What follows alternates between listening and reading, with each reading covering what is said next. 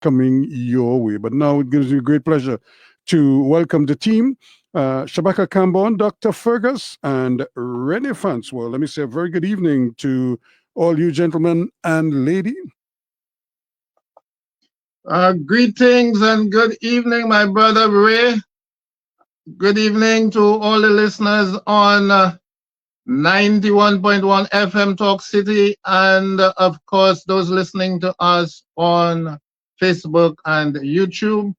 Welcome to another edition of Indaba, the program where knowledge grows, the program of the Emancipation Support Committee of Trinidad and Tobago. This week, as you know, is the week that commemorates the spiritual Baptists of Trinidad and Tobago at the weekend precisely. And they are marking the 74th anniversary. They are commemorating that of the repeal of the Prohibition Ordinance of 1917. The repeal took place in March. The legislation was passed on the 30th day of March 1951 in the Legislative Council of Trinidad and Tobago. So we are commemorating that very special event with the spiritual Baptists. Shabaka would not be with us this evening. He has a very important other event to attend to. But we do have with us in studio very important person, and he is no stranger to Indaba, no stranger to 91.1 FM, and I'm sure no stranger to the airwaves of Trinidad and Tobago. I'm talking about my good brother King Shepherd, who is the primate bishop of the National Congress of the Incorporated Spiritual Baptist Organization of Trinidad and Tobago, and he is King Shepherd Bishop Ray Brathwaite. Welcome to Indaba, and happy Liberation Day to you and to all the spiritual Baptists of Trinidad and Tobago. And may I say the Trinidad and Tobago diaspora as well, because we have many, many, many spiritual Baptists outside of our shores. Yes. Greetings, my brother. Welcome. Thank you. Thank you very much. I'm delighted to be here. Your space is not new to me. Okay, I hope we do have some time to talk about the reparations for the spiritual Baptists, not from the government. I think the government has done some repair through the grant of land and the building of schools. The spiritual Baptists, of course, would have been set back. The only organization that was deliberately set back and was not able to build its own schools between the period 1917 and 1951. So we are here to discuss the challenges and the successes that the spiritual Baptist community would have had, particularly since 1951. But we are also going to talk about the Prohibition Ordinance in the context of reparations. We are in the era of reparations. Things are moving very fast with reparations all around the world. So I think it's very fitting that we do address the issue of reparations this evening. Now, for me, the spiritual Baptist religion was the most successful in terms of resisting Europeanized, what I call Europeanized missionary Christianity in all of the Americas. Of course, there are very successful models in Africa. Now, why European missionary Christianity? That religion, and I must include Europeanized, was the most powerful and the most successful vehicle for mental, psychological, and spiritual enslavement of African peoples. And in fact, all native peoples that embrace the European church model through, of course, the catechism, the missionary interpretation of the Bible, the deification of the European body through representation of Jesus, Mary, the saints, the prophets, and so on. As It was, Europeans, in fact, a white supremacist church and white supremacist theology that they tried to force down the throats of all colonized people. And the spiritual Baptists were the most successful resistance. And of course, we are also talking about their domination in the leadership of the church as well, because although they would have converted native people, as they call them, they did not allow them to lead the church. So from 1917, when the Prohibition Ordinance was passed, to 1951, when it was repealed, many spiritual Baptists suffered at the hands of the police and the magistrates. But of course, there were heroes of that resistance, heroes of the struggle for repeal and the right of worship, the right of conscience. So let's start, Brother Ray, with the names of some of these peoples on whose shoulders the faith stand today. Let's try and remember these people so that we honor them.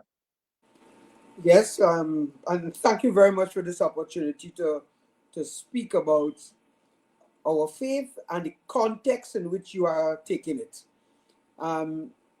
As you know, I went back to 1800, June 30th, with the act that was enabled by a very famous governor called Thomas Picton, where he started the process of criminalizing anybody that they assume to be a witch doctor, that they assume to be doing things different to their Europeanized form of doctrine, to the extent that they wrote a law which said that it was incumbent on the slave master to teach Christianity to his slaves, to teach them degree of and modicum of moral conduct. I find that they were fast and out of place, because you brought Africans from a society that already had systems of behavior, and to bring them through violence to this part of the region and say to them that you want to teach them good conduct. So I am delighted. And so as you talk about in the modern day and those shoulders, first we will start with Leader Bailey, who was the first to be charged in the Shogunate magistracy under the Prohibition Ordinance. He plus 253 other people were charged subsequently under the ordinance. So that is the number one shoulder in modern era that we have as a name and as a marker for whose shoulders we stand on. Secondly, I will go to chief servant, leader, preacher, trade union leader, trade union founder of the OWTU, Tubal Uriah Buzz Butler, Trinity Cross. He will be my second marker for shoulders upon which we stand. I do not feel that we give Butler enough credit for what he has done for the faith and for the people of Trinidad and Tobago in the oil industry. I don't think we have given him enough credit. And part of that not giving him the credit has been because of the lingering stigmatization of the faith over the years. Are you with me? Yes, indeed. Right. So a lot of our people don't know that Butler was imprisoned. His second imprisonment was for the whole of the duration of the Second World War, because the colonizers felt that he was powerful enough to move our people to not to support the war. Trinidad had two vital points. Point number one, Chaguaramas deep water harbor for ocean-going vessels and submarines. Point number two, Wallerfield Air Station for transatlantic bombers. In both cases, they were bunkering facilities required to keep those vessels going. The Brits could not afford for Butler to incite our people against the war and therefore incite them not to support the war. So their strategy was to incarcerate him. And therefore, on his coming out of his incarceration, he started the Butler Party. And the piece of wickedness that the state did is that when Butler's party won the majority of seats in the legislation, they turned and gave the chief magistracy to the Portuguese man, who's recent, I think 2 years ago, it was the anniversary of his birth. He was born in 1911. Albert Gomes. He was given the chief, but the first Afro premier, chief minister of this country ought to have been Uriah Buzz Butler. And that would have made him the first spiritual Baptist leader to sit in that chair as the chief magistrate. So those are my 2 starting points for shoulders upon which we stand. Okay, tell us about some of the women, some of the real powerful women that also fought for the liberation of the spiritual Baptists. Often we focus on the men. Tell us some of the women who were at the forefront of that battle. I was around during that time, so I can tell you, I will credit Archbishop Barbara Grayburg. I will credit Matriarch Dorothy Hercules, and I will credit, God bless her soul, elect lady Archbishop Monica Randu. And then there was another one called Aquarius Mundi. Those 4 ladies were in the forefront of the struggle for the public holiday. So whenever we met at the Spiritual Baptist Mount Pisgah home in Barataria. Whenever we meet, those 4 ladies were in the forefront of the discussions. There was another gentleman who was also very present at that time. He was an acting senator, Senator Junior Barak. So those are the names around the 1996 period when the decision about the public holiday was being made. Great. And of course, there are a number of names that are not known to the public, but nevertheless, you know, they were mentioned in the newspaper reports of cases in the magistrate's court. We need to remember all those people as well, starting with Teacher Bailey, who made the first stance against the authorities. In fact, flaunting his right to worship even next to the police station. Yes, and of course, that was one of the most dramatic moments in the entire struggle for liberation. The very first recorded time. Remember, it has been said that Teacher Bailey, with his Bible in his hand, asked the magistrate, "My Lord, tell me how to serve me Jesus." And the magistrate said to him, "I am not here for that. I am here to deal with the matter of you breaking the law." Now, Teacher Bailey and those in that era were not literate, but because of the nature of the spiritual Baptist faith, because of our mourning ground and the education that comes out of the mourning ground, Teacher Bailey was able to quote from Genesis to Revelation, Revelation to Genesis, without being able to read a word in the Bible. Because that's the nature of our faith, what we get out of the mourning ground. So he went to court with his Bible in his hand. Poor fella, he couldn't read, but he knew that represented his Jesus.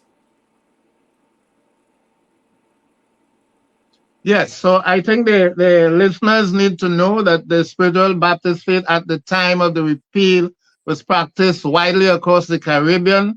In fact, the first colony where you had a prohibition ordinance passed was in St. Vincent. Yes. And the Grenadines, they were the first in 1912. Yes. They were prohibited, and it was the exact ordinance that they imposed on Trinidad. Copycat. And then they Copycat ordinance. replicated it also in Grenada. Yes. Now, Shepherd, could you tell us, if you can, why is it that although Trinidad was second in line of prohibition, that they were first in line for repeal? What really happened that led to the early, relatively in terms of the other colonies, early in 1951, whereas in St. Vincent it took place quite in 1965 after the onset of independence, you know, the federation, and then the beginning of independence in 1962 for the former British colonies. But why 1965 for them, 1961 for us, and it never happened in Grenada? So what was the special conditions or strengths of the resistance in Trinidad that led to the successful prohibition in 1951? Well, there are several factors. St. Vincent did not have a Uriah Butler to start to set the tone for the acceptance of the faith. They did not have an agitator like Archbishop Elton George Griffith to work with the legislators, Ashford Sinanan and others, to have that repeal in place. St. Vincent didn't have those kinds of support systems in their place. Because remember, when the act took place in St. Vincent, the majority of the leaders headed to Trinidad. They headed to Trinidad, and Trinidad became their shelter from persecution in St. Vincent. And therefore, over the years, St. Vincent started to rebuild itself, but their leadership moved to Trinidad for shelter. Yes. Now, while we're talking about St. Vincent, as you know, St. Vincent is celebrating for the first time a national public holiday in May. 21st. Yes, the Spiritual Baptist holiday in May. But there's a long build-up to that. The government is involved. I attended one of those sessions. The Prime Minister was there, you know, and he attended other sessions that I saw on the media. So the government is fully behind the celebrations. What role did the Spiritual Baptists in Trinidad play in convincing the government of St. Vincent or influencing them to ensure that the Spiritual Baptists have a public holiday? We chatted briefly about that, but tell us about it. That's an easy one. We wrote from the National Congress, we wrote to Prime Minister Gonzalez outlining a rationale why he should follow Trinidad and Tobago in providing a public holiday. We outline in it the history of the both islands, St. Vincent and Grenada, and the Prohibition Ordinance, and the effect of a public holiday in Trinidad for the psychological advantage of our people here in Trinidad. We wrote him. I received a personal phone call from him, indicated that he got the letter and he will be guided accordingly. And he took action. He called me subsequently and said, I am going to Parliament tomorrow with the act to provide the holiday. So that is how it occurred. We made a direct intervention on behalf of through our main person in St. Vincent for years has been Archbishop Johnny Jones, who is a friend of the Prime Minister. So because of Archbishop Johnny Jones, we have been prodding to get this holiday for them, and we are happy that this has happened. Grenada. Now, what about Grenada? What about Grenada? Would you be pressing for a formal repeal of the prohibition ordinance and also recognition by the government of the Spiritual Baptists in terms of a public holiday or some other form of recognition? Are you pressing the government of Grenada, or will you be pressing the government?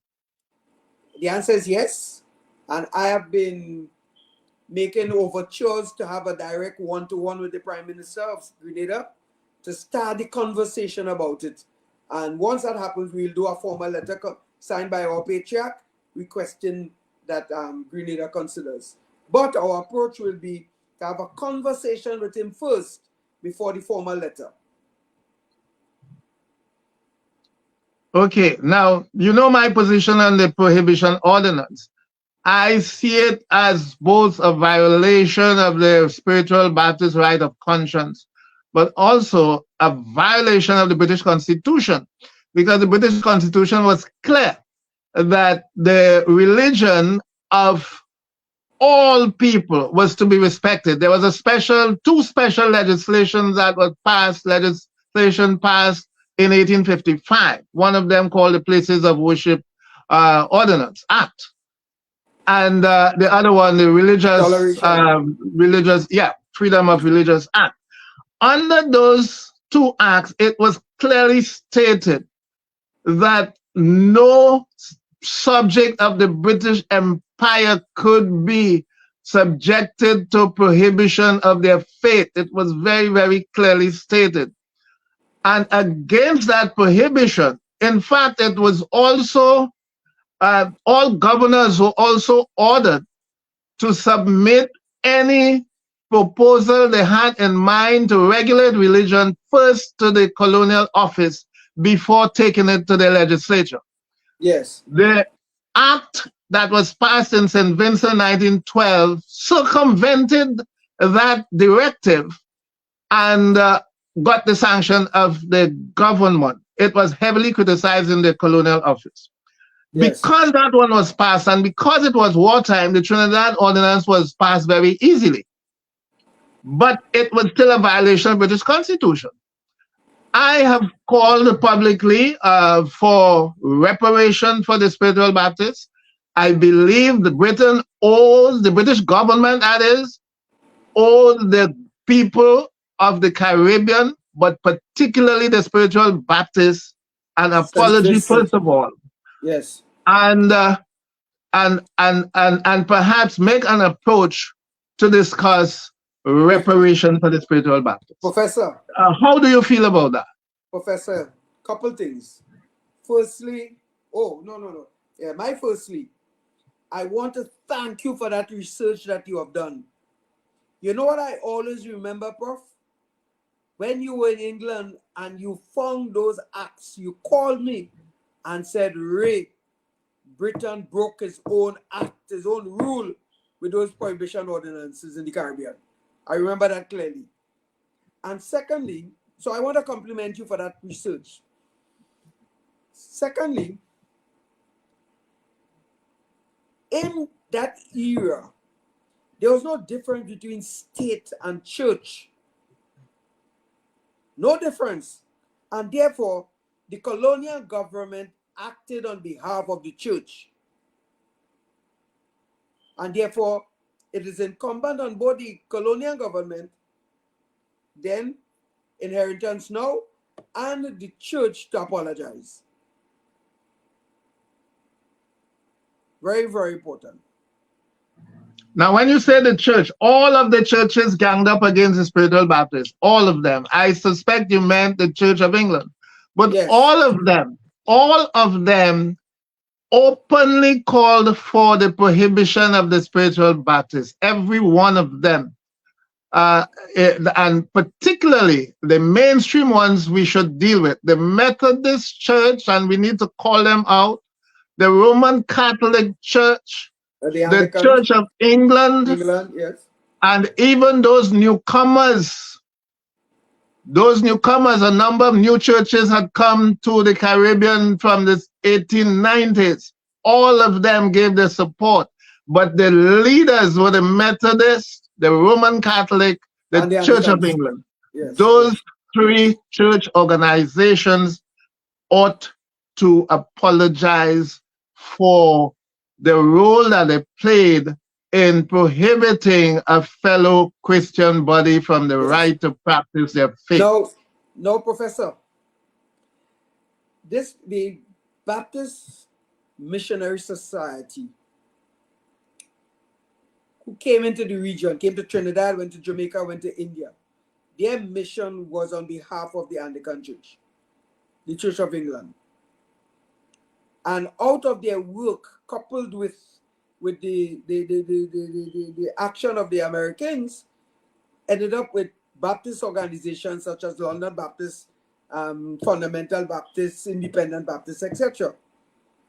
Our people, by their mere intuition, felt that that was not what was meant for them and went against that mainstream.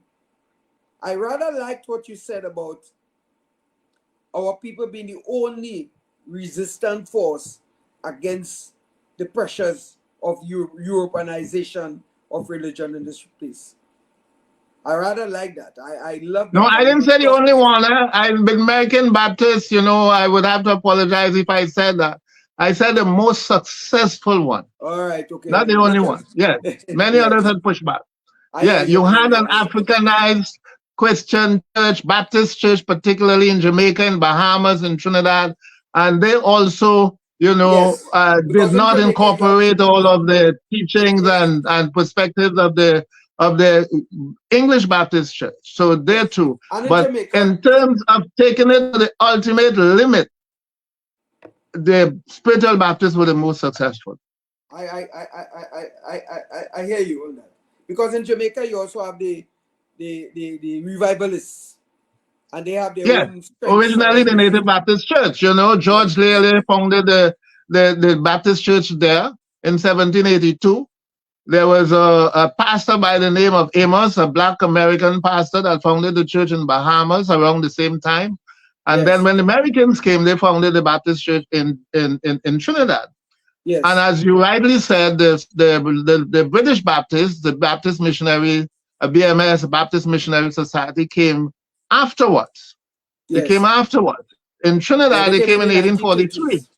In the 1830s. But I didn't call them as co-conspirators in the prohibition because they left Trinidad formally in 1892.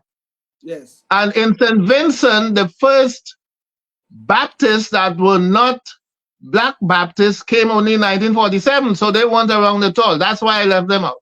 Okay? Okay. If they were here, they may have supported the government, but we can't talk about that because they were not here. At the time, yes.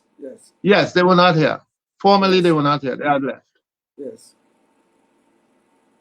So we are near the top of the hour, and I know you have to leave. So could you leave us with a message in terms of what activities have been planned for the weekend and where those venues are going to be and so on? Could you tell us how you are going to be celebrating the 74th anniversary?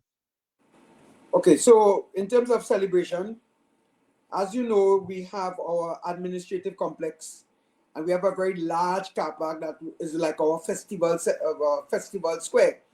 So that car park is where we do all our big celebrations, big Thanksgivings, and our liberation celebrations. So all our activities are centered here in Balmain, Couva, where I am right now. So tonight is the Women's Night.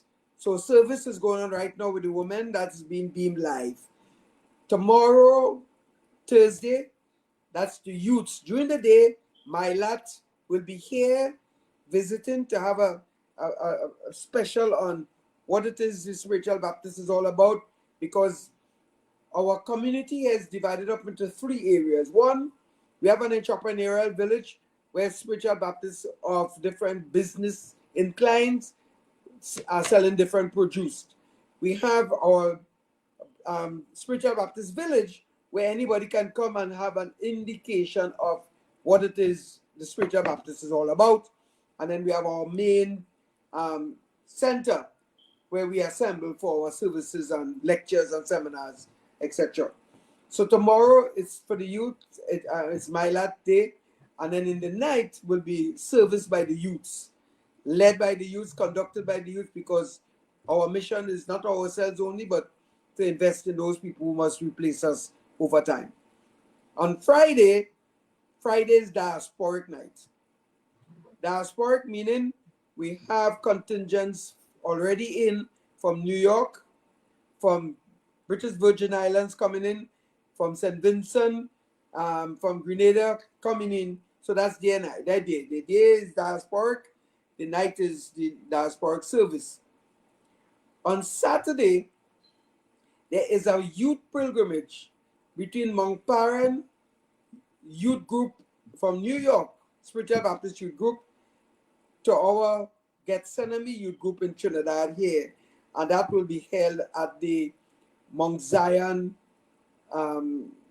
Spiritual Baptist Church in Presal here as well. And that will be started at 9 o'clock on Saturday, and that will go until about 4 o'clock in the afternoon. Sunday is the festival day. Sunday is the day we celebrate the 74th anniversary of the repeal of the draconian prohibition ordinance, Shouters Prohibition Ordinance. So we will start at 9 o'clock and we will go till about 4 o'clock in the afternoon. That will bring the curtains down for our week of activities and celebrations.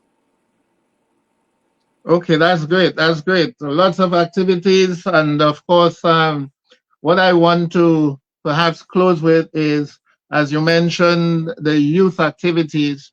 There's a perception that the Spiritual Baptists, the majority of members are in the upper age bracket. Could you speak to the youthful members of the faith? How strong is that? And in terms of the next generation, the success, the continuation of the faith relies on the young people in the church. So tell us a bit about how secure the future is in terms of young people carrying the mantle of the faith, and what opportunities do they enjoy in terms of leadership roles within the church?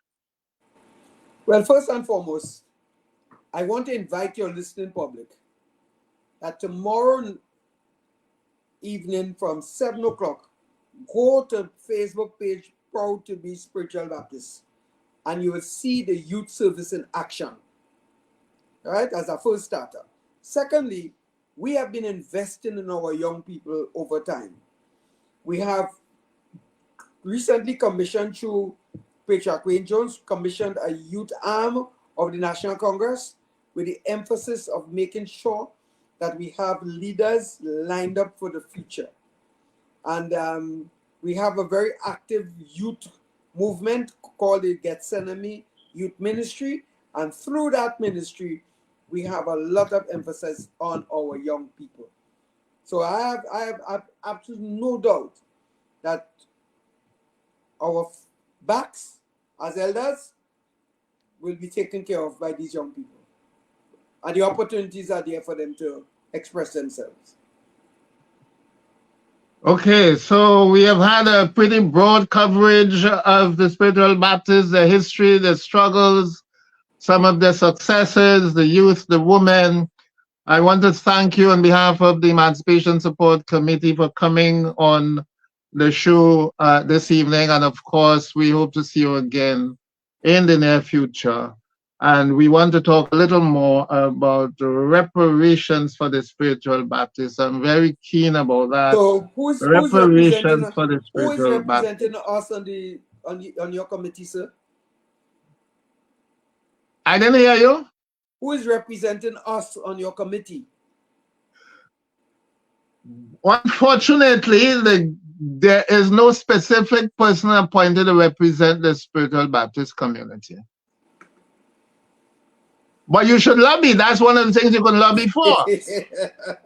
Right? Remember, we had no say about the appointment. It was strictly cabinet decision. Yeah, there was no that's true. advocacy involved to get anyone on board or any organization represented.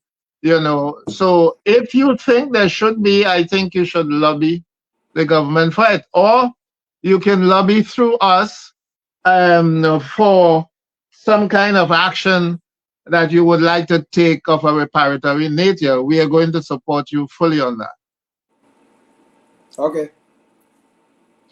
Thank you very Okay, much. so yes, okay, so thank you once again. And we will continue with the rest of the program. We are going to talk about the launch of the permanent forum, which took place on Friday at Dagger Hall on the UE campus. Zakia, I think you should be joining me at this time. That Yes, I was am. a very special moment for the reparations movement and also for the Pan-African movement as well. The Permanent Forum is a kind of a connecting body for a lot of Pan-African interests. And that launch took place with the Emancipation Support Committee partnering with the Reparations Committee, the University of the West Indies. And I think it went quite well.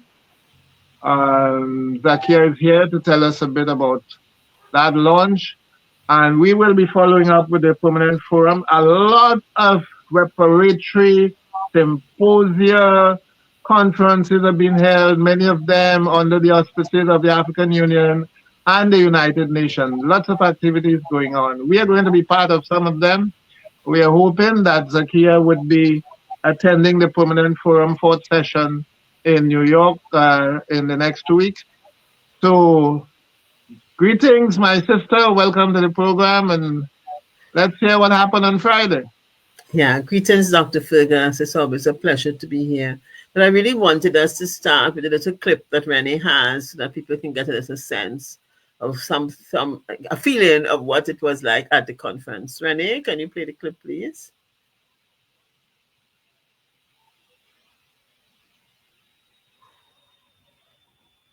Participation Yes, so Support while Committee she of is Trinidad bringing and it up, Tobago okay. in collaboration with the Trinidad and Tobago National Committee on Reparations, the Ministry of Foreign Affairs, and the University of the West Indies St. Augustine hosted the formal launch of the United Nations' second International Decade for People of African Descent.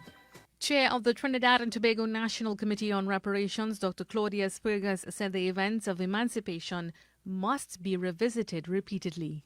The heirs of the wealth extracted from our enslaved ancestors tell us often to forget the past, to move on. But there must be a reckoning, and that reckoning is called reparatory justice.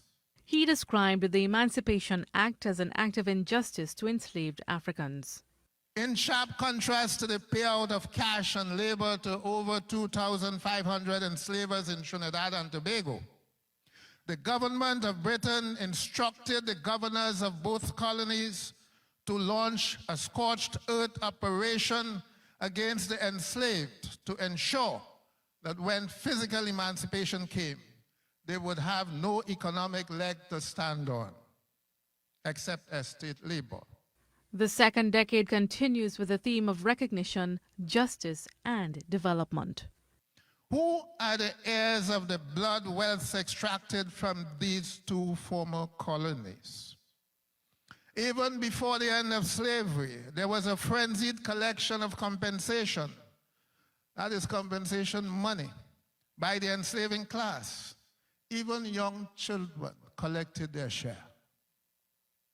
Some of the money was invested in other businesses, such as new cocoa estates and merchant houses. The second International Decade for People of African Descent provides an opportunity to take concrete actions to confront the legacies of enslavement and colonialism, deliver reparatory justice, and secure the full human rights and freedom of people of African descent worldwide. Mahalia Joseph Wharton, TTT News.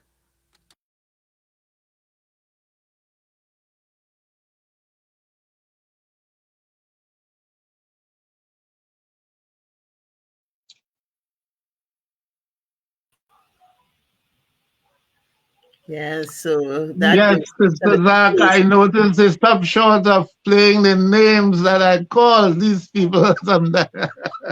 yeah, it's entity, yes. Well, we have to, I mean, it's already out in the public, so we can do our own Yeah. presentation on that, and maybe it's something for perhaps a future event, calling out the names of those who continue to benefit right here in Trinidad and Tobago from from what they would call it, what they would call it, benefits of enslavement, because we didn't benefit in any way. But once the emancipation came, and in addition to all that they were already gaining, they got a bonus, back pay, for having Indeed, lost indeed. their enslaved labor force. You see, so I do think that in this decade we have to be very, very bold. We have to be adamant. We have to have that sense of conviction, that our cause is a just one. And unfortunately, there might be persons within our society who might be offended, but we have to call them out because, I think it is time that, the truth be told about our experience, and so that people can better understand the continued trauma and impact of enslavement, as so many of that reality continues to exist here in the present. And what is so absurd is that a number of these beneficiaries of that compensation money and the wealth that came from slavery itself are the ones that push back against our own advocacy for reparatory justice, and talk about, it's let's forget it, let's move on, that slavery was so long in the past and so on, but they are still enjoying the benefit of the wealth that their ancestors collected. Yes. That was the basis for them moving into business and, in a sense, moving into the space that they occupy now, that wealth from slavery. They started with that advantage. We started with a negative. We started with zero. Yeah. I mean, there are those who would, counter and say, they started on the streets of Trinidad selling in communities and so on, but then that was also the advantage. They had things No, to no, sell. no, no, no. They can't I'm come with just that. saying, Not those. they have that conversation as well. But I'm saying, Who were on the streets? It's only some of the Portuguese can talk about that, some of the Chinese, and they were indented. Yes, that's They right. were indented. The Syrians, they were indented. They came here as indented. Yes, yes. These others, the so-called French Creole class, the old British colonial class, they were never on the street pavements. They were never found in the streets begging or looking, doing petty trade and so on. No, no, no, no, no, no. They weren't. Yes. They were entrenched in the merchant business. A number of them were involved in the import-export business. They took their money and invested in real estate and so on. That's what they did. That is where they located themselves, not on the streets. No, no, no, no. They invested in business. Definitely. Yeah, but I'm just saying, because, we have all kinds of stories. So and we know them. That's that right. here So we know them. We know who they are. We know them. That's right. We know them certified. We are not talking about opinions. Certified. We know them. Yeah. We know the families. We know them. And it is up to them now to know themselves, because a lot of them have blocked that from their own past. They have blocked it out. So it is for us to open back that door so that they would see their own path. Yes, let us see if they have a conscience at all. Let us see. We have to name them. Yeah. Yes, I agree. And I do think that perhaps we should perhaps dedicate one of our programs in the future to specifically discuss, the beneficiaries of enslavement right here in Trinidad and Tobago. I think that we should have a discussion because, as you say, charity begins at home. And as we, at the beginning of this decade, we need to start making and I suppose those things would catch the attention of our people, because I think reparations is still a very abstract kind of issue to many. And therefore, if we start bringing it home and making them really understand what we're talking about, some of them sense it, but maybe they don't have the facts. And I think that that is going to help. I also really I think that we should advocate strongly for a national coordinating body to oversee the implementation of the decade. I really do think that there's need to have some entity. We have not yet had a formal announcement or recognition of the decade by any of our political leaders on either side of the fence. So I think that we need to alert them that this is important to the African population in Trinidad and Tobago. The fact that we are in the second international decade for people of African descent, which is a United Nations General Assembly decision to which the leaders of our country would have assented, and therefore they should know about it.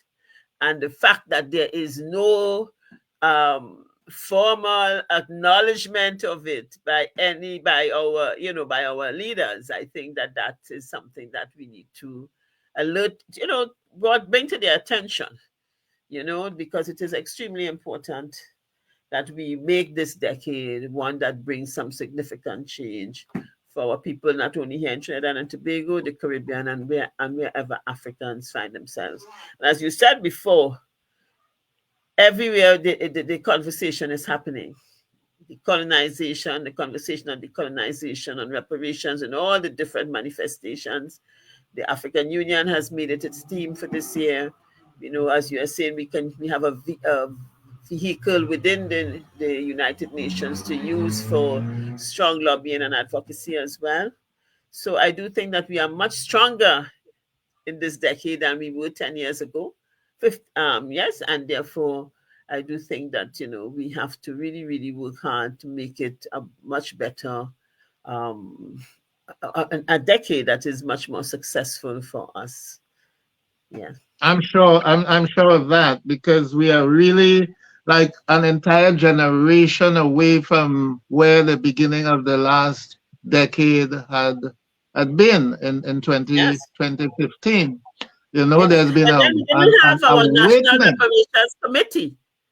You realize for the whole of the last, just to the end of the decade, last 2 years, that the committee was reconstituted.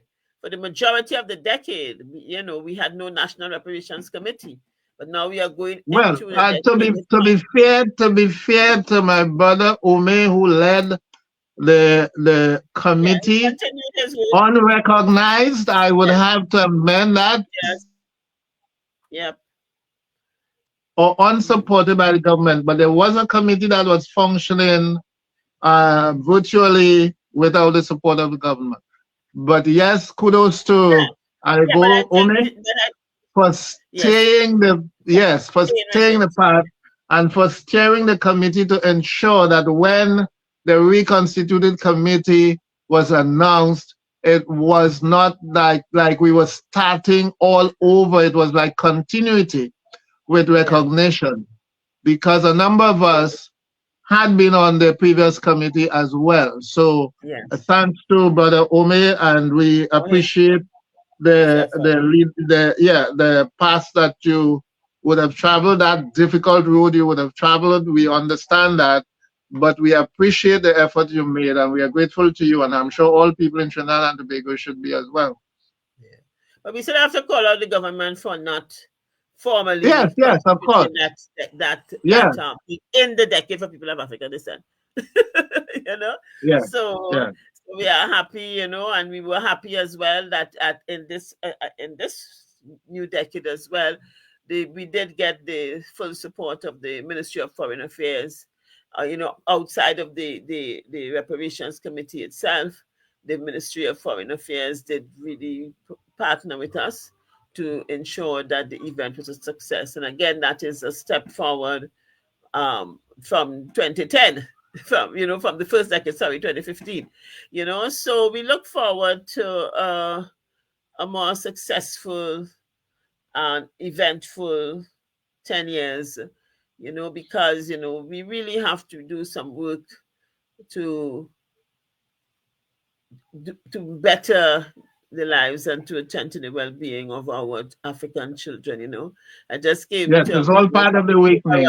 Governments have to awaken too. It's all part of the awakening. And as you said, yeah, we're definitely. grateful to have a very supportive ministry, a very supportive minister Yeah, of foreign affairs as well. So could we bring up the Africa report if we want to have it sure, completed yes, by 9 o'clock?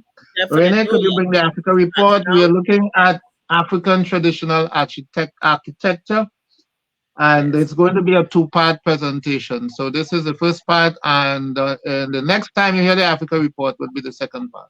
Okay, so I'll say good night This and thank edition you. of the Africa Report revisits indigenous architecture in Africa south of the Sahara, which was presented some 18 months ago on Indaba.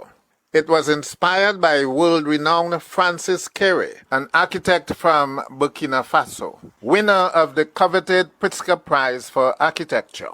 He is dedicated to utilizing the principles, materials, and values of indigenous African architecture. This edition reviews indigenous architectural landscapes south of the Sahara. The expression sub-Saharan Africa is a racist term that I use sparingly. The expression was never meant to include Ethiopia, which is also sub-Sahara or south of the Sahara. In fact, Ethiopia lies on the same latitude as Nigeria, northern Togo, Guinea, and yes, Trinidad and Tobago. European historians and geographers excluded Ethiopia from sub-Sahara to underscore the racist trope that sub-Saharan Africans had no indigenous architecture, no religion, no government, no inventions, and nothing that qualified as civilization, as understood by European racist scholars of the latter 19th century. To Europeans, architecture was art, the art of designing and constructing buildings using stone as the main material. For them, architecture did not exist if stone was not used.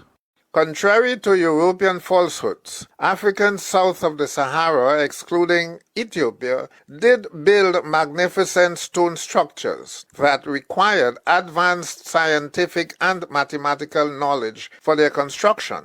We must also reject the racist presumption that stone is a necessary component to qualify a building as architectural. This topic is important because one of the ways that imperialists colonized conquered lands even to this day is by imposing their architecture on the landscape. Decolonization of built spaces, therefore, transcends the changing of place names to the changing of architectural designs and materials as well, including a spatial revolution. Every civilization has its characteristic architecture. Africans had their own.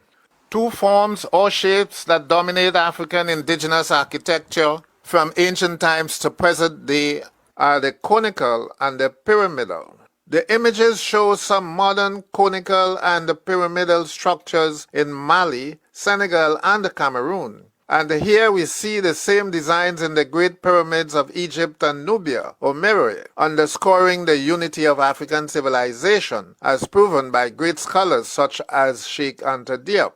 And this circular building is Ethiopia's famous Church of St. Mary of Zion in Hadassah, famous as the sanctuary for the Ark of the Covenant, which is at the foundation of Judaism. The grandest architecture is almost always associated with cities, especially capital cities. The earliest known empire south of the Sahara besides Aksum or Ethiopia was Ouagadougou, also called ancient Ghana. This was a city of magnificent stone architecture, as can be seen in these images. They even built arches, one of the most challenging features of ancient architecture. As the desert expanded southward, Ouagadougou was abandoned and eventually covered by sand. Archaeologists began to excavate the capital city Kumbisale during World War I, revealing its amazing stone architecture built by the Mande people. Ouagadougou was not unique. Mwene Mutapa of Zimbabwe, thousands of miles south of Ouagadougou, had very similar stone architecture spread across several square kilometers.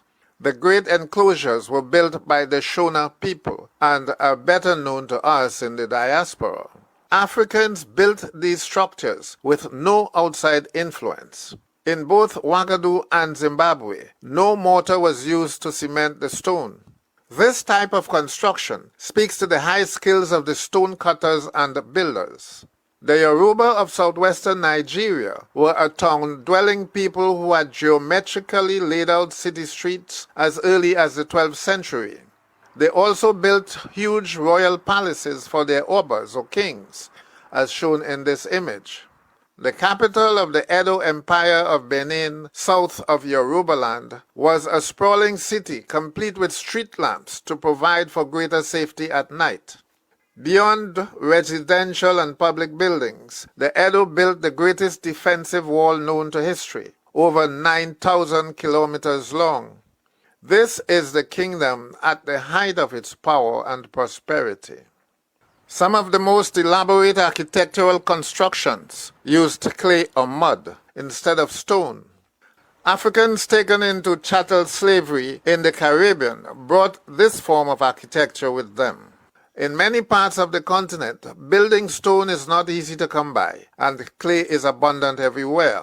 But clay also has many advantages over stone.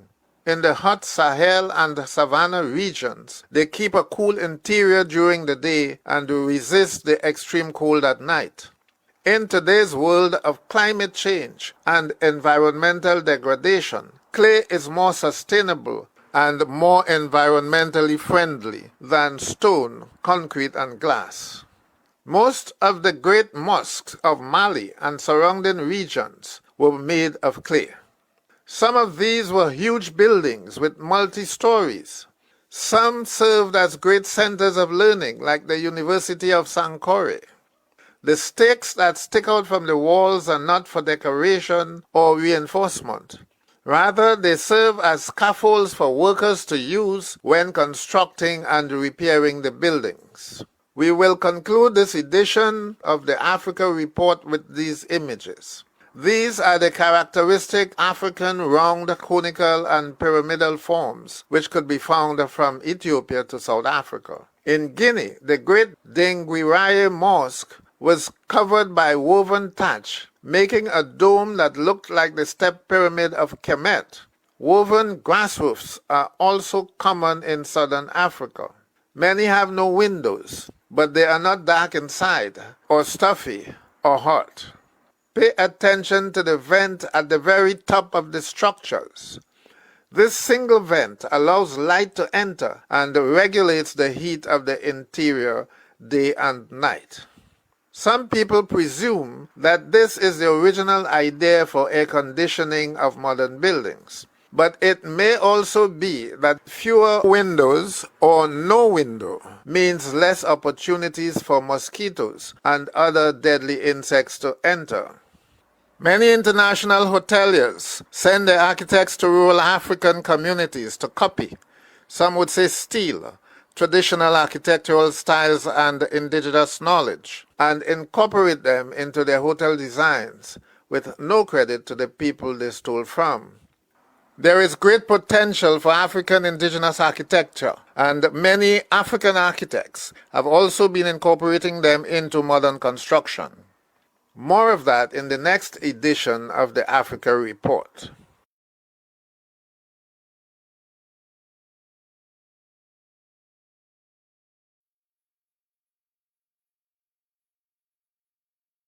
Okay, so we have come to the end of another edition of Indaba, the program where knowledge grows, and that was the Africa Report for this week. As I said, the next edition of the Africa Report would conclude on the topic of traditional African architecture, but with a more modern perspective to it. We want to thank the listeners for tuning in this evening. We want to thank King Shepherd Ray for joining us this evening and for having a conversation commemorating the spiritual Baptist on the 74th anniversary of the repeal of the Prohibition Ordinance of 1917. Thanks to the listeners of 91.1 FM, and see you next week, 8 o'clock, for another edition of the Africa Report. Thank you and good night.